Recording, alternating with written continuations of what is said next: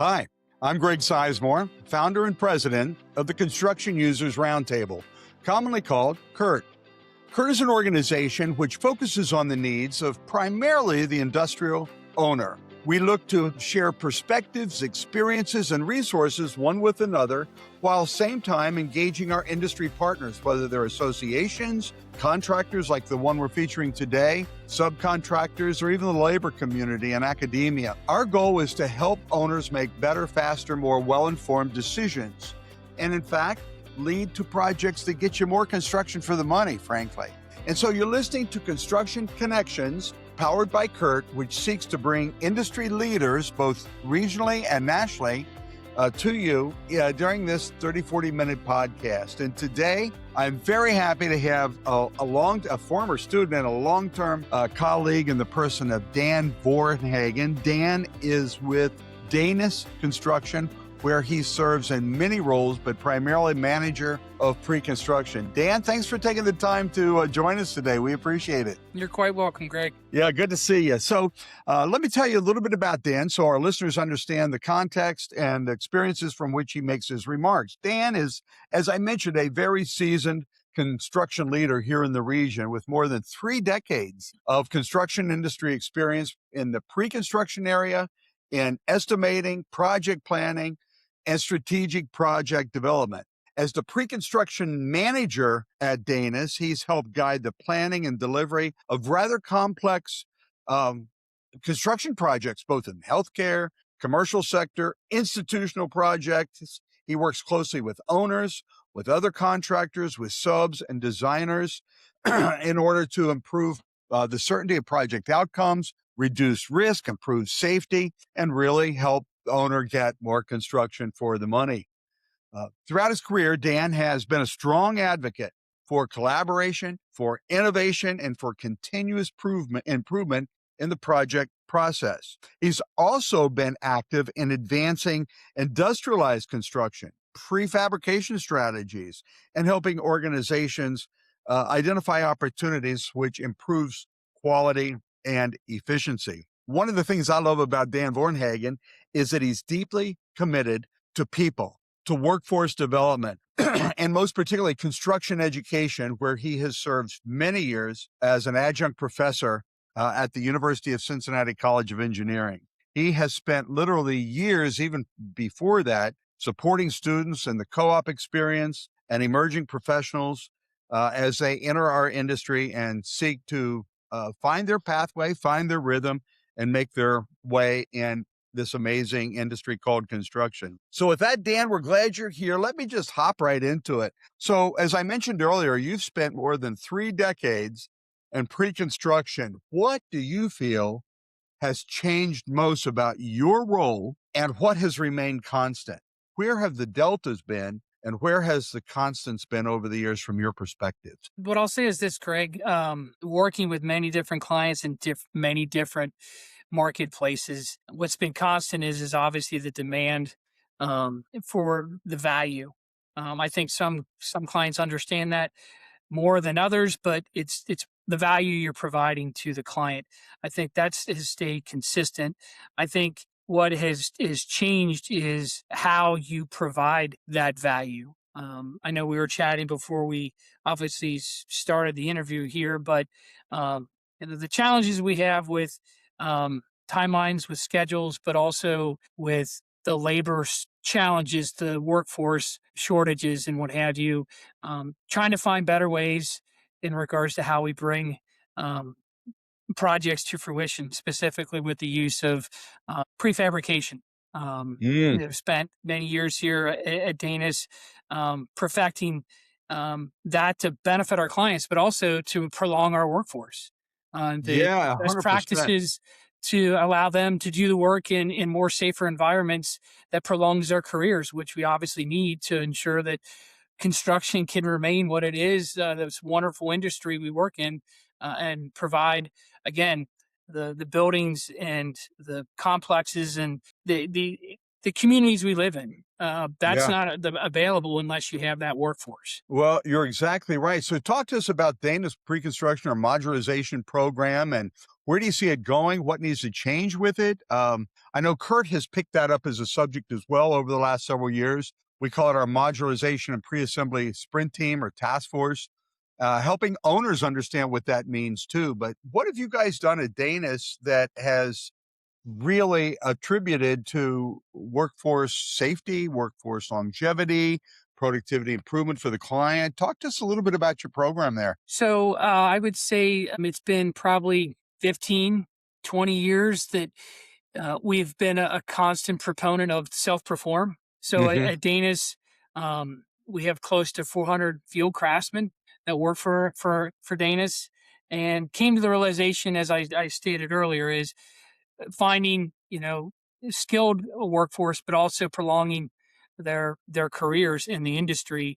So we turned our what most call a yard, an equipment yard, into a prefabrication center, with all the different trades that we perform. We do drywall, metal studs. We created these roller tables to be able to put and build walls that could be transported on obviously flatbeds to our projects, but also looking at the safety side of things. We created essentially a wood blocking department where we essentially cut all the blocking there and send it to our project sites. So all they have to do is install it. So there's again no cutting, no dust. So it's again the safety component side of things, but also quality in the production that we're looking at. So again, our focus as a company is our self-perform and how we obviously put ourselves in the best positions to improve safety, quality, but also bring that value to our clients. Yeah. Do you see any other emerging new techniques that Dana's is either exploring or that the industry should explore?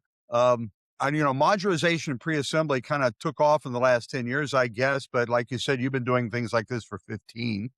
Of course, Danis is a leader in the regional construction space. But what else do you feel needs to occur or should occur, or maybe from your perspective, is already beginning to unfold in our business? I would say this is just being very open minded, trying not to have blinders on in regards Hmm. to the processes that we, I think, all come to, are used to as you hear in our industry is all we've always done it that way and that's acceptable. Eh, That's no longer the case. You have to look outside the box. You got to challenge one another from leadership, but also challenge our labor force to determine, hey, what's in the best interest of the company to ensure that we're successful. So, open lines of communication, transparency have been a large part of that process, but also bringing creativity to the table, and no idea is shunned away in regards to how we look at things. And what's interesting that you bring this up, Greg, is we're right now doing a survey with the company is where can we improve our innovation within our company, and that's going out to the entire company. So oftentimes you think that stays within the C-suite of how you manage and you look at the future of the company, but we are internally looking at everyone to bring ideas to the table on what we can do to improve.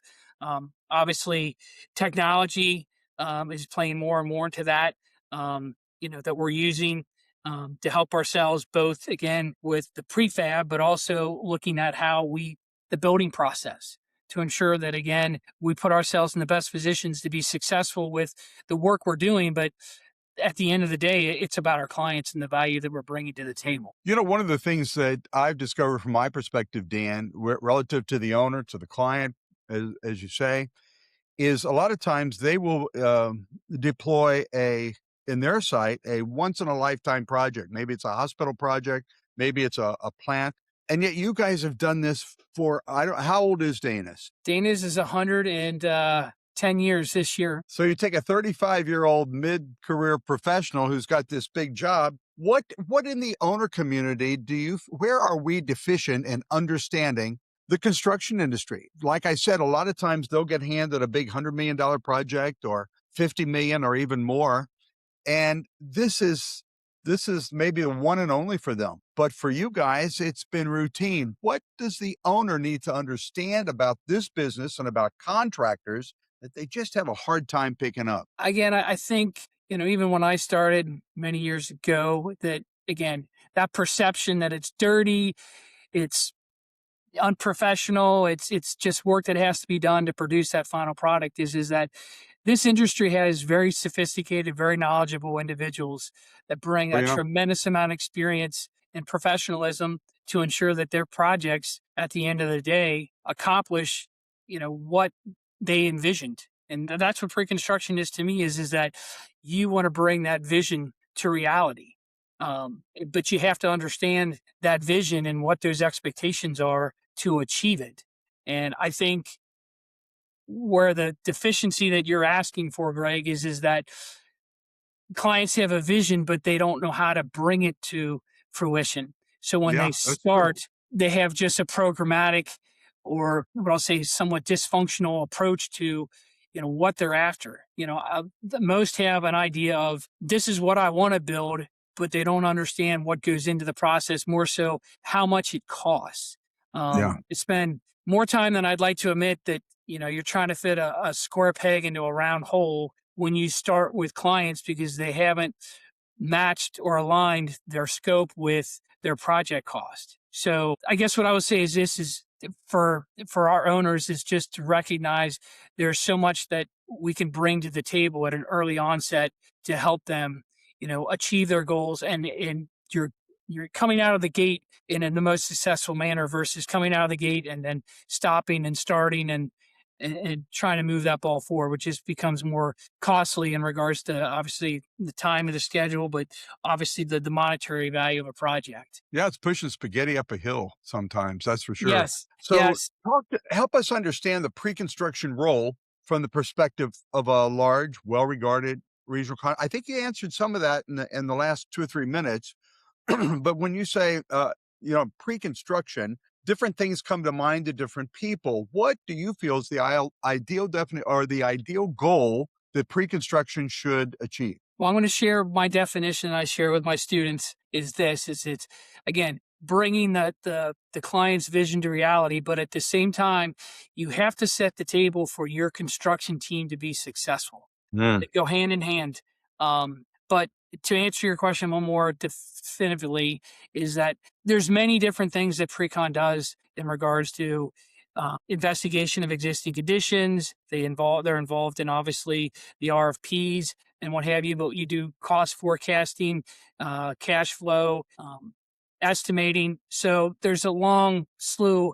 You're involved in really every aspect of construction. I mean, I run through pre-con and more often than not, I'm still in the background during construction as a resource to the construction team to ensure that the plan that I put in place, they execute it flawlessly to obviously achieve, again, the client's goals, but also our internal goals as well. And for a lot of these things to occur, for example, bringing skill sets, knowledge, wisdom, understanding to the table that an owner may be lacking requires a lot of trust, that owner to the contractor.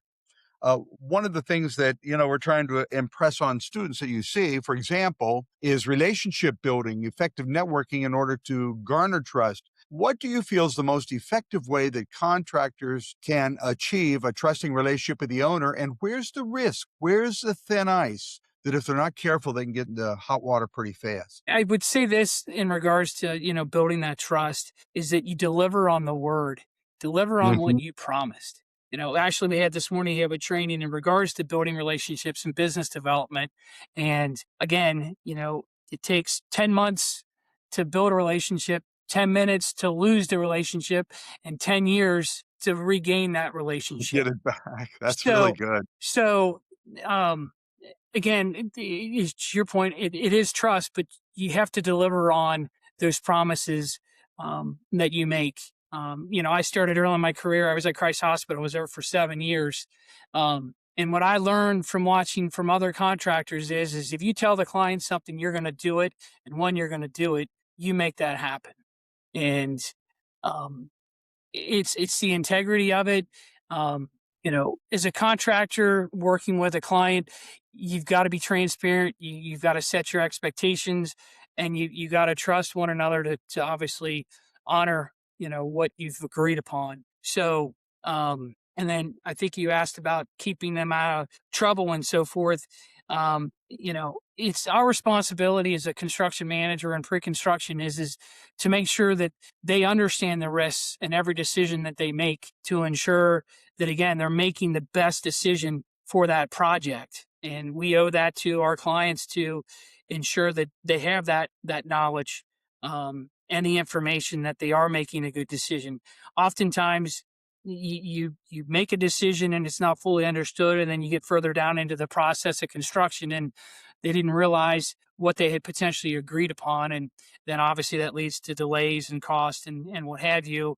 And then realistically, when you leave a project, that's the last thing the client's going to have in their mind if it was successful or not. So it's got to start from the start and it's got to be in the finish of the projects in regards to what you're delivering, and meeting those expectations. So we like to do a kickoff meeting that you're talking about goals and expectations with our clients that we use to obviously monitor during pre-con, but also through construction as well. What do you think the owners? So it's a two-way street. The owner has responsibility in this too. What do the owners need to amp up their game in when it comes to an effective project planning, pre-construction experience, and then deployment of the project successful wrap up? Where are they most frequently deficient, in your opinion, and where can we ramp up our game? I would say, as I mentioned earlier, I think it's an understanding of the scope, alignment with Aligning the expectations to expectations. cost and everything Correct. else. Mhm. And the budgets and such. I Mhm. think that's the main one. And I think oftentimes clients, they have what I'll say a lower tier that's doing the grunt work, and then they provide them the information. Is that do they fully understand what their team has done in regards to again what the scope is and what it's going to cost. I think that portion, and I've had that conversation many times with some of our clients, is in regards to you really got to dig in and make sure you understand, what you want and what it's truly going to cost. So when we engage the process, we're not spending more time essentially reconfirming program. It's that we're all in alignment with where we're headed and what we need to achieve. I would say the other thing, and I know it's a function of different industries and so forth, but just a better understanding of the construction process as it relates to Mm. what your project is.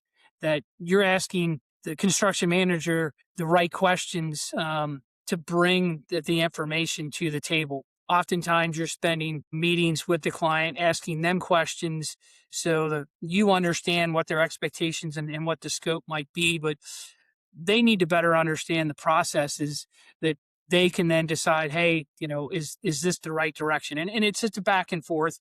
But I think the education of the construction processes, especially on active campuses and how they're going to impact their operations is oftentimes a challenge as well. So I would say more just education of the construction knowledge, and that's a hard one to pinpoint because it depends on the individual that's engaged in the project. Greg, That's where they need good owners reps, right? correct. Yeah, good owners reps for that. So right now, we're in a red hot industry. You everywhere you look, anywhere you look, rural, urban, any state, highway construction, apartments going up closer to the highway than the rest stop is. I mean, multi level apartments, industrial work, heavy and highway work. Here in Cincinnati, the big bridge work. It's everywhere. And every time the president gets on an airplane, comes back, he touts success of getting $1 billion deal or a $20 billion deal, or most recently a $200 billion deal from China. Where and how are we going? Is our industry possibly going to meet the demand? And what has Danis done to try to get ahead of this? I don't think it's a crisis yet, but it certainly is a major challenge. Talk to us a little bit about the concept of workforce development from your perspectives. So I think we've had this conversation in the past, but reality of it is I mentioned earlier, is the perception of construction, and how the younger generation and their parents look and view construction. So I've been a proponent, and we've had it there is in regards to engaging, students, in middle school, if not younger, to make them aware of the opportunities that exist. And I think in the last years with COVID, there's been an uptick, which is great in regards to, hey, I don't want to go off to college. I want to do something more with my life in regards to those experiences and such, that you see more that are heading toward the trades, which is it's great news in that regards. But it starts with, again, educating your communities and our nation as a whole of really what the construction industry has to offer. Break that barrier in regards to that you got to go get your college education, that there are other opportunities that are going to Yeah. build this country now and in the future. So it starts there, but I would say then too then it becomes the training and the education. You know I know right now every construction company, as you said, there's just so much work. How do you hire enough bodies to do the work? But the bigger question is, as much as there's labor shortage, there's a skilled labor shortage. And that has to come back to how you're going to train those individuals and prepare them to be able to be productive and provide the quality, as well as obviously make sure they're safe and they go home to their families at night. So they all tie together in regards to that process. But it starts with that education of what we have to offer, but then two, you know what their interests are, and how we teach them in regards to training programs, both in regards to trade schools, student centers, training within. I think every company that has what I'll say a labor component or a self performed component within their company is investing obviously in the training aspect to ensure that, again, that they're just not putting a warm body out on the job sites where they're going to put themselves in harm's way more than anything. That they can be productive and contribute to the end result and success of a project. So I think it comes with the education and the training, Greg. I really do, in regards to how we maintain and where we head, in this industry. And from my standpoint, again, one of our conversations earlier is making sure they know how to build. If you don't understand how to build, you can't manage it. You just can't. You have to understand the building processes. Yeah, that before we uh, started the show, the podcast, we were talking about that and the challenges of even the CMs and CEs coming out. Do they really understand? What are the consequences of not understanding that for new hires? So, for those YPs, young professionals that may be listening, what advice would you give them? And what are the consequences if they don't quite get it? I think the consequences are going to be this. There's going to be obviously a longer learning curve, as well as the ability to advance. But more importantly, as I said, managing a project. Yeah. If you don't understand the processes, that relates to, masonry work or steel work, you don't understand the resources that involved, the labor, the material, the equipment, but also understanding production, which obviously drives the bottom line. You're going to make money, but then also the quality and the safety that go along with it. Everything ties together in regards to that process. And if you don't understand the process, then how can you identify all those things I just mentioned to manage it effectively? That at the end of the day, everyone goes home safe, but also you're providing a quality project to your client, meeting their budget, and obviously your firm obviously being profitable at the same time. So what I would say is this, and as we talked about, is it's my responsibility to those senior students is to ensure they know how to build, and how to look at the projects, how to look at logistics, those things that are going to be necessary to, again, ensure the success of the project, but also themselves in their future endeavors. So, yeah, 100% agree with that as we were talking before the show. In addition to training and education and providing a safe environment, are there other cultural aspects, particularly at Danis, that attract potential new employees to you, both at the field level and at the, well, I hate to use the term professional because everybody is from top to bottom, but at the management level, what are the cultural aspects that you find new hires, potential new employees are really searching for now that maybe wasn't on their radar screen 10, 12, 15 years ago? I would say it starts with the transparency, but also consistency in regards to our message, in regards to how we evaluate our projects in regards to risk management, in regards to safety and quality, but also the transparency, the openness, the communication, and what have you, and then accountability of our employees. Giving them, empowering them to be able to perform their work, but also communicate openly and honestly with their peers, but also with leadership.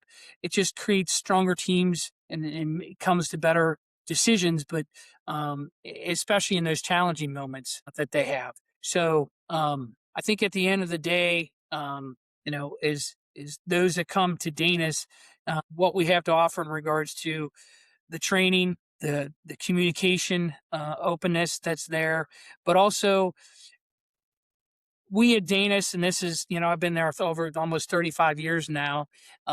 It's a more family atmosphere and how we interact with one another and treat one another. Culture impacts the outcomes and influences obviously behaviors, especially under pressure. Um, Mhm.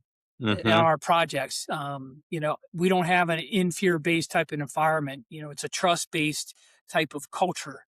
And I think, what those that are out there and what they're looking for, that's what's needed to provide what I'll say the well rounded, you know, environment to again be successful. That is what we're about, is to have successful employees and successful relationships, both with again with our employees, but with our clients at the end of the day. Yeah, that's so true. Now, as you well know, safety is a big component in decision making for new folks. Am I going to go home whole? Is it a safe working environment? Do I have reasonable amenities, clean toilets, decent break rooms, etc.? What new developments in the area of job site safety have you seen emerge that you find very attractive or that potential employees find attractive? I would say this, and it's hand in hand with what I'll say our culture in the training aspect, Greg, is that again, new hires when they come to us, obviously they have some experience or it's limited, is knowing where to put them, that they're going to get the experience but not expose themselves to obviously inherent danger, and what have you. So in regards to the each project is a little bit different. I'll use an example. We're doing a very large project in northern Ohio that is acres upon acres, and it's more like a city in regards to the traffic and the flow and the logistics that require a higher demand of evaluation and understanding, again back to the processes of how you're building it to ensure that again you're not putting our personnel, but again subcontractors and or a client in harm's way while the work is being completed. So I don't know much is what I would say new advances in technology is this more or less refinement of our processes and engagement with those new hires per se, that we're putting them in a better position, one to be successful and learn a trade, and again at the same time not in harm's way. um, we use a lot of what I'll say technology in regards to used to be Autodesk ACC, now it's Autodesk Forma, but a lot of checklists and such that are being used to evaluate, obviously using camera video and what have you to again assess the site conditions on a daily basis, again to make sure that again we're not putting anyone in harm's way. Yeah, that's so important, and I commend you for your work in that area and your good safety record. One of the things in safety that has emerged in recent years, it's kind of emerged out of the shadows. It's always been there, and that is mental wellness. I heard an interesting stat the other day that said 12 to 1400 people are physically harmed each year in a construction industry, all in, but 5,000 of our colleagues take their lives. So it hasn't been until most recently, post COVID for sure, where mental wellness began to be pulled out of the shadow and into the light and frankly addressed. The alpha male, give me my way, get out of my way mentality sometimes leads to making irrevocable decisions. And mental wellness has now achieved a position in the overall safety performance of the company. What kinds of things do you think needs to happen in the industry, maybe what Danis is doing to address this whole concept of mental wellness? I think to your point, there's been a real um, assessment of the mental wellness that's come, especially with construction. I guess what I'll say is this: is we look at it, uh, we have training that's making our supervisors and our managers more aware, and I think that's the biggest thing I could say is being more aware of others and how they react, and understanding who and what they're about and getting to know who they are. You know, there's a training class I'll be leading next week in regards to how to train and how to manage our people.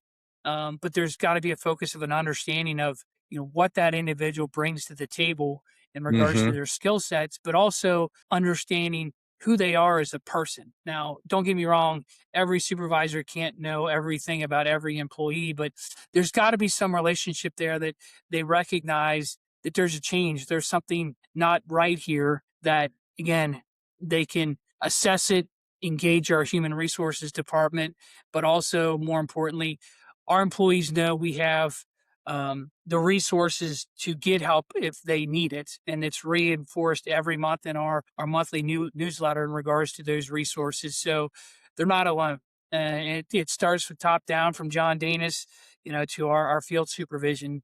How much we take into consideration in regards to our employees and their well-being, because without our employees, we're nothing.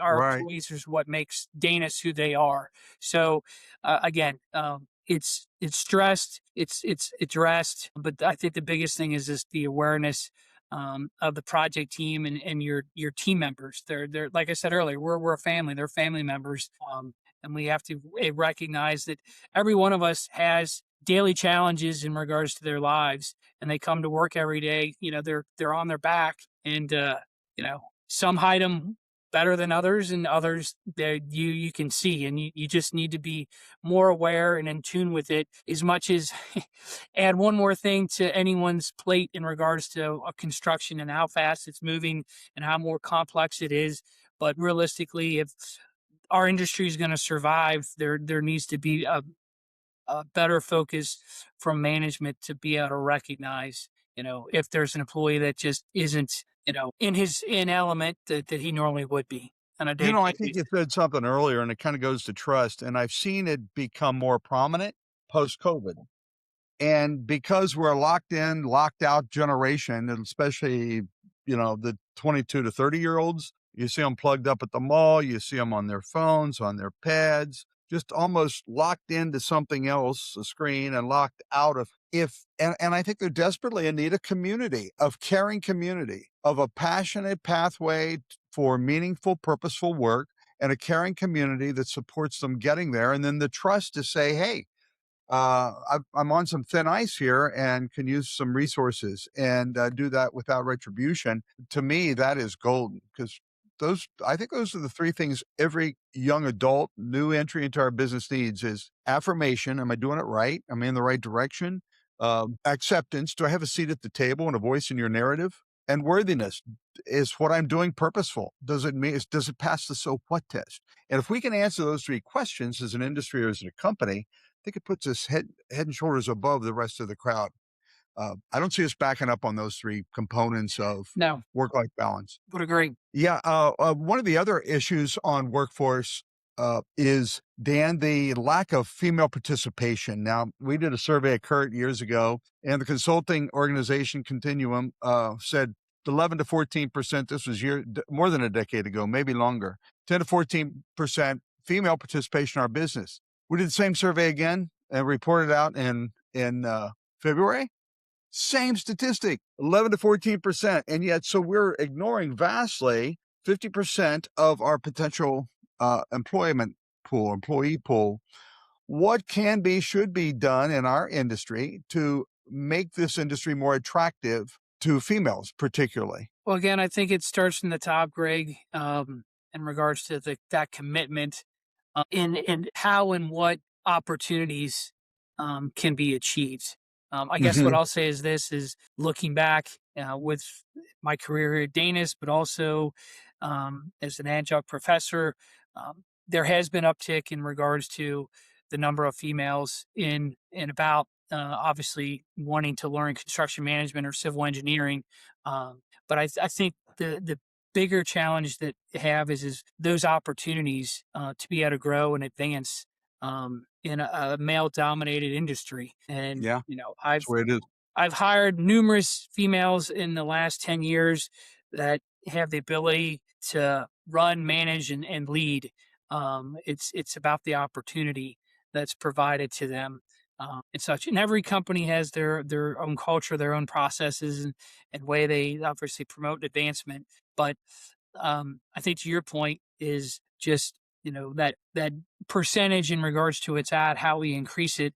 I think it just comes down to, again, I think educating the our communities in regards to the opportunities for the Mhm. female population, but also again what those opportunities are in regards to advancement within our industry and how they can play a role in helping industry move forward.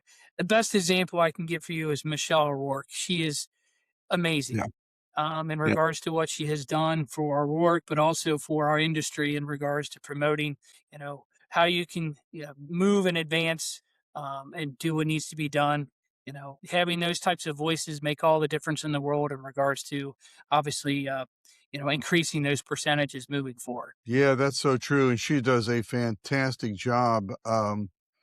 There are several examples. I know CSA has a women's panel now, Construction Student Association at UC, where they try to highlight and emphasize women who have done very well in the industry. Kate Holden comes to mind with Holden Construction, and there's several others that serve on the Industrial Advisory Board.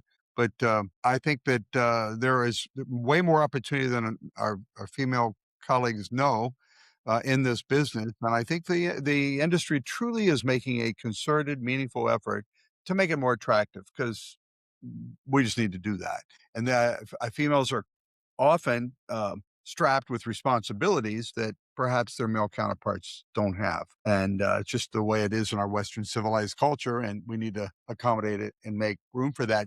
Another key attraction point to a company organization is its use of technologies. What new and emerging technologies are you seeing either on the job or in the office? How is it changing the way you're doing business? How's it changing the way the industry is doing business? Technology, it delivers the most value in regards to how it enhances the decision making process and Yeah, capabilities rather than what I'll say digital processes. I know AI is the hot topic right now and how it's used.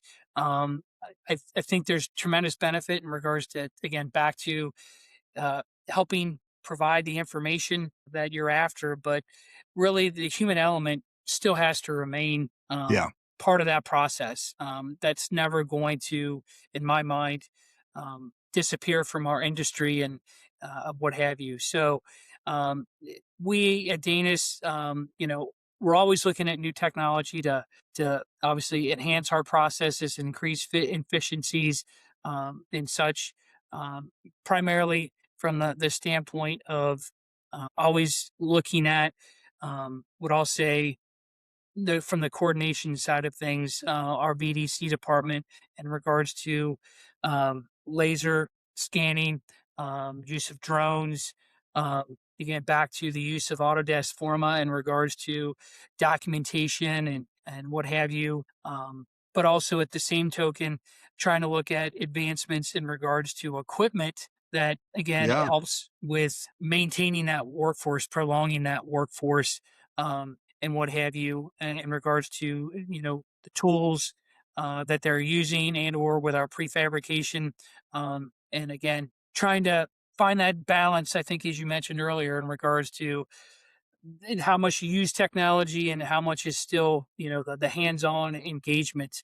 I Right. think everyone is in that boat in regards to how they operate as a company. So always looking at new advances and ways to help ourselves. But the other piece too is we're a company that would rather be on the leading edge than the bleeding edge. So there's best practices that we look at and try to make sure that as we evaluate new technology and or advancements in construction, does it make sense for what we do? Is it the right way, and is it going to again benefit us in regards to our prolonging our workforce development, increasing efficiencies, but then at the end of the table provide value to our clients? Yeah, that's so true. One of the things I'll take this opportunity to introduce to our listeners that one of the things we've done at Kurt is we've tried to view AI as not artificial intelligence, but augmented human intelligence, almost AHI, but augmented, where the human presence is still very much the human mind is still very much in the game and in the plan and the project and the execution and decision making, but we're trying to make them create better decisions, better outcomes more quickly, more productively by using augmented intelligence. So what we've done is we've taken the body of knowledge generated by Kurt probably in the last 5 years and in total about 30,000 different elements. And we've put them into a platform called the Kurt Solutions Portal, and it's powered by Commodore. That's our platform, our AI platform. Every magazine article, every presentation, every PowerPoint, every white paper, every benchmarking survey, every panel discussion, everything that's ever been used to convey educational and training content or presentations to our members is now in the Kurt Solutions portal. And think of it as a construction consultant in your pocket. You can access it 24/7, ask anything. It doesn't hallucinate like Chat GPT. It doesn't go out and make up answers based on what they think your prior questions or biases are. It's containerized, and it's also it cites every answer that it gives you to that presentation, to the script of a panel discussion, to the PowerPoint that may have been presented at a conference 3 years ago. We've also included all the OSHA standards in there. So if a question on safety is asked, it will cite the relative or the relevant safety code on the OSHA standard. And it's multilingual. So it doesn't have any language barrier to it. So we're offering that free. It just deployed a month or so ago. We're offering it free to the Kurt members. And if that's something that our listeners would want to learn more about, the Kurt Solutions portal, we invite you to visit our website, kurt.org, and or call our office, and we can set you up with a demo on it. It's absolutely fascinating. We worked with University of Cincinnati's finest AI consultants and professors and experts over at the Lindner College of Business, and we worked on it for many, many, many months and almost a year now, frankly. And we recently received the Bearcat Innovation Award. We received recognition in the Business Courier. We were finalists in the Fire Award nominee for our work and doing this and making this available to association members. So for those of you listening, if you would like to learn more about the Kurt Solutions portal, well, give us a call, send us an email. We'll have somebody get back with you right away with that. Dan, as we begin to wind down our time together, looking back on your career, how have you seen collaboration change? What I'm seeing more and more outside of this area, particularly, and they're not particularly joint ventures, but they sound, smell, taste a lot like joint ventures, where companies are collaborating because these big projects are requiring great numbers of resources, both in manpower and other types of capabilities. So you're seeing these little neighborhoods or consortiums of companies. What are you seeing changing in the contracting construction landscape over the last 10 years?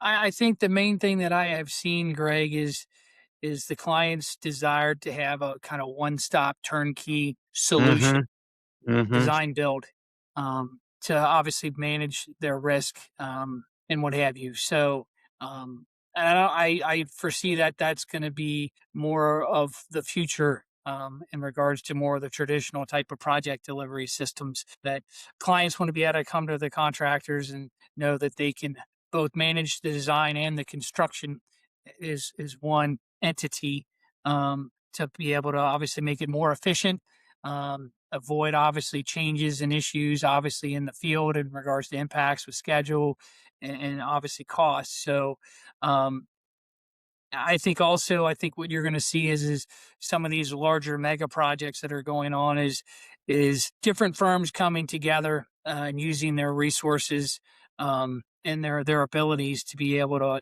to achieve these demanding projects that are out there. So I think as much as a one contractor wants to do it all and reap the rewards, I think they're also realizing that um, they don't have all the resources, especially how challenging it's becoming more in regards to one, material and equipment resources and the labor shortages, that you have to be mindful and understand your risk associated with the projects to ensure that one, at the end of the day, you're providing the value to the client, but two, you're being successful at the same time as a whole as a company. Yeah, that is so true. That whole concept of risk management has really been highlighted in recent years, and these collaborations kind of support that whole philosophy of who's best suited to manage the risk, to minimize the risk for the greater good of the project. Correct. Yeah, it's been a long time rope in the tug of war between owner and contractor. At time is this Right. risk, and I hope to see that change with the availability of technologies that can help us understand it better than maybe we have in the past. I would agree. 100%. Where do you see the hottest growth in the coming years? There's the automotive sector, there's consumer non-durables like P&G, there's big pharma, there's oil and gas, there's energy, there's energy needs for data centers, there's hospital and healthcare work that also, and then the residential market's exploding with this multifamily housing complexes that are going up everywhere in every state next to every expressway. Where do you see the hottest areas, at least in our region, Dan? What are the hottest industry sectors in your opinion? I would say data centers is number one. Yeah, From there, I would then turn to the life sciences, and food and beverage would probably be my top three, and then rounding out is most healthcare. yeah. Healthcare used to be at the top, you remember? Correct. Yeah, as a company that made up 85% of our work, and now it's less than 50% in regards Yeah, to the work we do in healthcare. So isn't that something? no, obviously, as we move more towards the data center realm, uh, a lot of the different markets that I mentioned and you mentioned as well are being driven by that need for that technology and what have you. So Okay. it's an interesting time to say the least. It's going to be, once we get past what I'll say this boom, and I would say the next 5 to 10 years, all those other industries to some degree, I think, are going to feed off of what that technology is bringing to Yeah, advance their own successes. utterly fascinating. I mean, 25 years ago, the word data center, we didn't even put those two words together hardly. Or micro power plant. I guess we heard a little bit about those back in the day, but it was just like the Jetsons. It was something that wasn't entirely understood, but part of Right. conversation from time to time. Any final comment you want to leave with our listener? That maybe a question that I didn't ask that you wish and thought I would have, or a comment you'd like to make that you haven't had a chance to make yet. I think just to reinforce what we've talked about, this afternoon is that we're in the greatest industry, I believe, that provides the most challenging opportunities for those in it now, but those in the future.